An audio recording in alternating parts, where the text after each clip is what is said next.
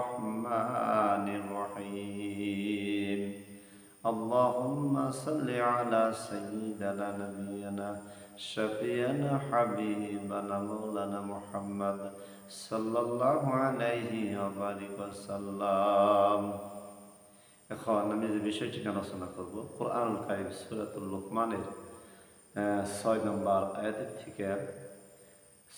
আয়াত থেকে সূরা লুকমানের ভিতরে এখানে গান বাদ্যযন্ত্র শরীয়তের দৃষ্টিতে যে হারাম হওয়ার যে বিষয়টি সেই বিষয়ে ইনশাআল্লাহ আলোচনা করব। দেশে বিদেশে যারা আছেন এবং যারা শুনতেছেন তারা সকলেই অবগত থাকবেন এবং বিষয়টি স্পষ্ট করে আপনাদের মাঝে তুলে দেব কোরআনুল কারীম থেকে ইনশাআল্লাহ।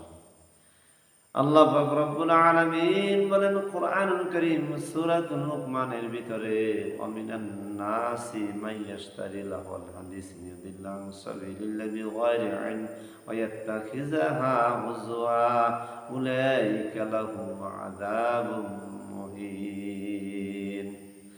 আল্লাহ পাক রব্বুল আলামিন বলেন ওয়ামিনান নাসি মাইয়াশতারি, এখানে আল্লাহ পাক রব্বুল আলামিন মানুষদেরকে উদ্দেশ্য করে বলেছেন মিনান নাসি, সকল মানুষদের উদ্দেশ্য করে, মানুষ পদবাচ্য যারা মানুষ সকলকে উদ্দেশ্য করে বলেছে মিনান নাসি মাইয়াশতারি।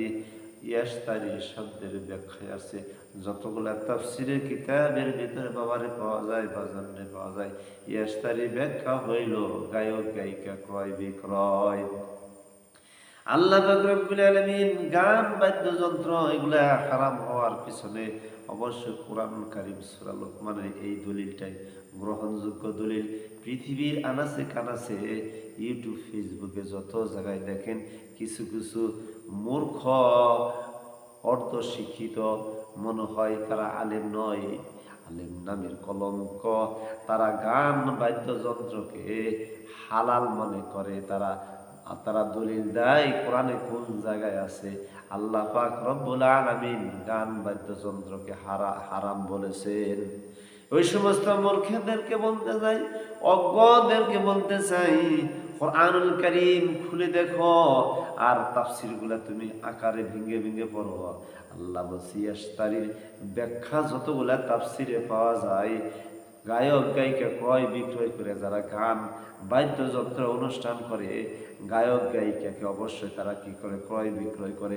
এক পর্যায়ে তাদেরকে ভাড়া করে আনে, কিছু টাকার বিনিময়ে সে তাদেরকে নাচানো হয়, তাদেরকে দেওয়া অনুষ্ঠান করানো হয়। সেই অনুষ্ঠানগুলা সাধারণ মানুষ উপভোগ করে, বলি না আউযুবিল্লাহ। আল্লাহ এই সমস্ত গায়ক গায়িকা ক্রয় বিক্রয় ইয়াশতারির ব্যাখ্যায় যতগুলো তাফসীরের কিতাব আছে ব্যাখ্যায় হারাম বলেছে। আর কিছু অজ্ঞ আলেম, কিছু মূর্খ আলেম তারা মাথায় টুপি দিয়ে দাড়িগুলা রেখে ইউটিউব ফেসবুকে এরকম অসংখ্য আলেমদের আমি তাদেরকে আলেম বলবো না, আলেম নামে জালেম তারা গান বাদ্যযন্ত্রকে হারাম বলে না, তারা বলে হালাল। নাউযুবিল্লাহ। বর্তমানে হিজবুত তাওহীদের একজন ইমাম হুসাইন মোহাম্মদ সেলিম বলে গান বাদ্যযন্ত্র হারাম কোথায় বলেছে? লাহুল হাদিস ইউদিল্লাহ, এখানে বলা হয়েছে অশ্লীল ভাষা, অশ্লীল বাক্য।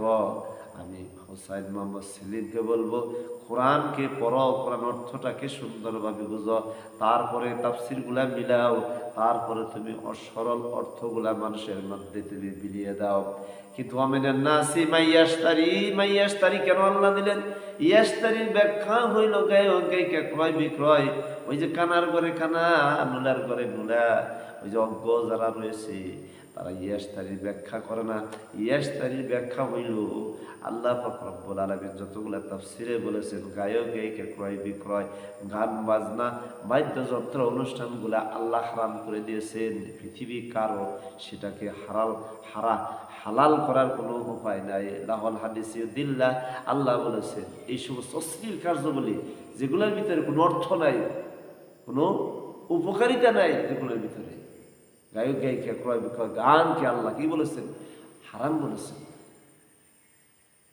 কিতাবের ভিতরে আছে উলাইকা লাহুম আযাবুম মুহিন। আল্লাহ বলেছেন যারা এই কাজের মধ্যে লিপ্ত থাকবে তাদের জন্য আমি কঠিন শাস্তির ব্যবস্থা রেখেছি, বলি না আউযুবিল্লাহ। হাদিসে রাসূলুল্লাহ সাল্লাল্লাহু আলাইহি ওয়াসাল্লাম বলেন মাজান্নে ভাইরা আবু মুসা আশআরী রাদিয়াল্লাহু তাআলা আনহু হইতে বর্ণিত রাসূলুল্লাহ সাল্লাল্লাহু আলাইহি সাল্লাম বলেন, কিয়ামতের পূর্বে তিনটা জিনিসের আলামত সবচেয়ে বেশি দেখা যাবে। এক নম্বর হলো গান বাদ্যযন্ত্র, অশ্লীল গান বাদ্যযন্ত্র, এগুলা সারা পৃথিবীর মাঝে ছড়িয়ে যাবে। দুই নম্বরে জিনাকারীর সংখ্যা ঘরে ঘরে দেখা যাবে। তিন নম্বরে মদ বা নেশা জাতীয় জিনিস প্রত্যেকের ঘরে ঘরে ছড়িয়ে যাবে।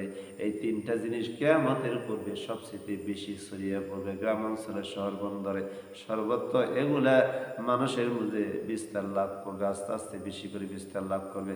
হাদিস রাসূলুল্লাহ সাল্লাল্লাহু আলাইহি সাল্লাম বলেছেন, যারা এই সমস্ত জিনিসের নেশার মধ্যে থাকবে, যারা গায়ক গায়িকা, অশ্লীল নাটক, অশ্লীল গান বাজনা যেগুলা শুনবে, যেগুলোর ভিতরে কোনো অর্থ নাই, যেগুলোর ভিতরে কোনো ভালো নাই, ভালাই নাই, যেগুলো শুনে সাধারণ সন্তানরা কি হবে, খারাপের দিকে ঝুঁকে যাবে, অশ্লীলের দিকে ঝুঁকে যাবে।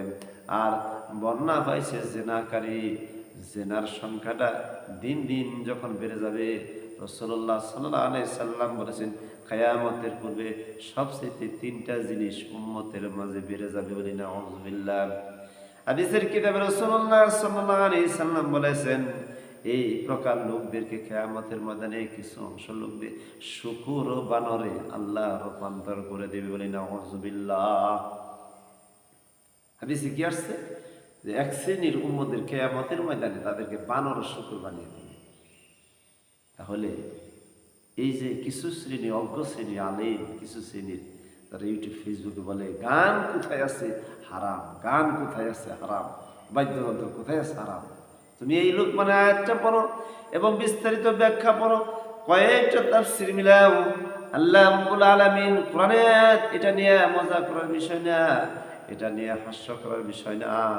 আল্লাহ পাক রব্বুল আলামিন কোরআন কারীমের ভিতরে অন্যত্র সূরার ভিতরে বলছেন, রাসূলুল্লাহ সাল্লাল্লাহু আলাইহি সাল্লামকে সরাসরি কোরআন দিয়ে বুঝাইছে। রাসূলুল্লাহ সাল্লাল্লাহু আলাইহি সাল্লাম বলেছেন, এই কোরআনের নামে যদি আপনি কোনো কিছু রচনা করেন, কোনো কিছু বানিয়ে যদি বলেন, আমি ডান হাত দিয়ে, আল্লাহ পাক রব্বুল আলামিন আপনার ডান হাত ধরে ফেলবো। আল্লাহ বলছেন, আমি আপনার ডান হাত ধরে ফেলবো। বলছে যদি প্রসার করেন, তাহলে আপনি আর কি করব, আমি আপনার কণ্ঠনালী কেটে দিব।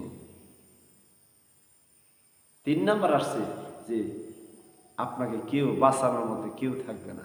এটা যে রাসূলুল্লাহ সাল্লাল্লাহু আলাইহি ওয়াসাল্লাম হাক্কর ভিতরে আসছে।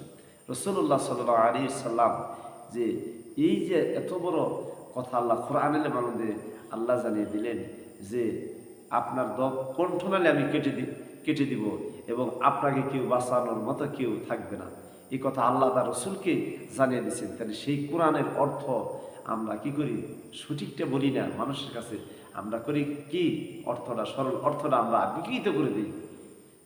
রাসূলুল্লাহ সাল্লাল্লাহু আলাইহি সাল্লাম বলেন, কিয়ামতের পূর্বে এক শ্রেণীর লোক আমার কোরআনকে, আমার হাদিসকে যারা বানিয়ে নিজের মত দিয়ে দুনিয়ার মানুষকে প্রকাশ করবে, কিয়ামতের ময়দানে এই লোকটা সবচেয়ে বেশি লাঞ্ছিত হবে। দুনিয়াও সে লাঞ্ছিত হবে, আখিরাতেও সে অপদস্থ হবে। এই জন্য সাবধান। কোরআন কারীম আল্লাহ প্রথমেই সূরা বাকারা বলছেন যে যালিকাল কিতাবু লা রাইবা ফীহি হুদাল লিল মুত্তাকিন, এটার ভিতরে কোনো সন্দেহ নাই, সন্দেহ নাই। যে সন্দেহ করবে তার ঈমান থাকবে না। আল্লাহ সর্বপ্রথমই সূরাতুল বাকারার ভিতরে এই কথা বলছে, এটা মুত্তাকির জন্য পথ প্রদর্শক কে বলছেন, আল্লাহ সুবহানাহু ওয়া তাআলা বলছেন। এই জন্য আমাদের উচিত হবে এই যে আয়াতটা পড়লাম, ওয়ামিনান নাসি মাইয়াশতারি লাহুল হাদিসি দিল্লা আন সাবিলিল্লাহি বিগাইরি ইলম ওয়া ইয়াত্তাখিযুহা হুজুআ উলাইকা লাহুম আযাবুন মুহিন। তাদের এই জ্ঞান নাই, যাদের এই সম্পর্কে কোনো, যারা অজ্ঞ, যারা গান বাদ্যযন্ত্র এগুলোকে কি করে হালাল মনে করে। আজকে তো প্রায়ই দেখা যায় যে অশ্লীলতা সবচেয়ে বেশি ছড়িয়ে পড়ছে। সূরা নাহলের ভিতরে আল্লাহ পাক রব্বুল আলামিন 90 নম্বর আয়াতে কি বলছেন, আল্লাহ পাক রব্বুল আলামিন আয়াতের কারিমের ভিতরে বলছেন, হযরত আব্দুল্লাহ ইবনে আব্বাস রাদিয়াল্লাহু তাআলা আনহু বলেন, কোরআনুল কারীমের ভিতরে 6666 আয়াতের বিপরীতে যদি সূরা নাহলের 90 নম্বর আয়াত পৃথিবীর মানুষের জন্য যদি এই আয়াতটা মেনে নিত, এই আয়াতটা 6666 আয়াতের মধ্যে একটা আয়াতই পৃথিবীর মানুষের জন্য কল্যাণ হয়ে যেত, বরকত হয়ে যেত। বলি সুবহানাল্লাহ বিহামদি। আল্লাহ এখানে তিনটা আদেশ সূচক, 3টা নিষেধ সূচক বাক্য বলেছেন। মানুষ সফলতা অর্জন করবে, কামিয়াবি হবে।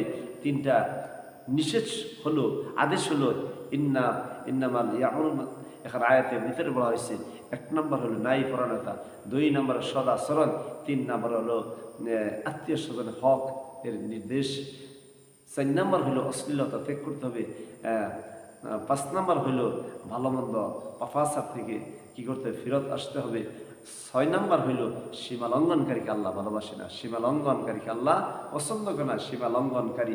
সীমা লঙ্ঘনকারী যেই হোক, সেটা শরীর বিরোধী কাজ সীমা লঙ্ঘনকারী।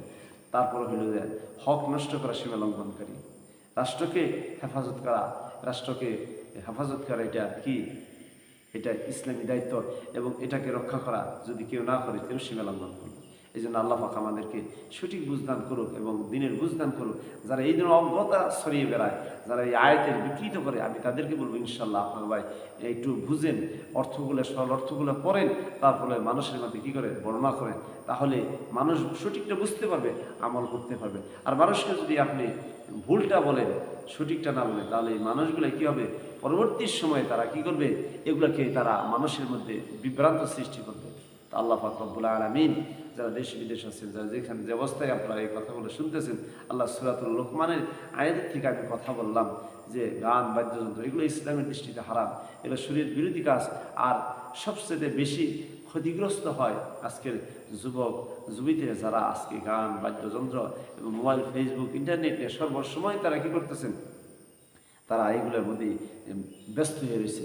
আর নামাজ, একটু সময় নামাজ পড়বো, আল্লাহ হুকুম মানবো, সেটার মধ্যে তারা নাই।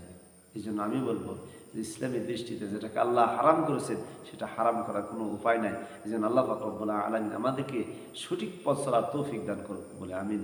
আসসালামু আলাইকুম ওয়া রাহমাতুল্লাহ।